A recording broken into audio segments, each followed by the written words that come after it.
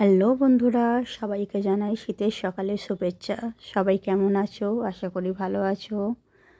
আজ আমি চলে এসেছি বড়ি নিয়ে দিতে। আমি ছাদে বসে এখন বড়ি দিচ্ছি সকালবেলা। সবাই ঘুমাচ্ছে, আমার মেয়ে, হাজব্যান্ড, আমি ছাদে এখন বসে বড়ি দিচ্ছি। শীতকাল মানেই কিন্তু পিকনিক, আর দেশের দিকে শীতকাল মানেই কিন্তু সবার বাড়ি বাড়ি বড়ি দেওয়া। দেশের প্রায় প্রতিটা বাড়িতেই এই সময় বড়ি দেয়।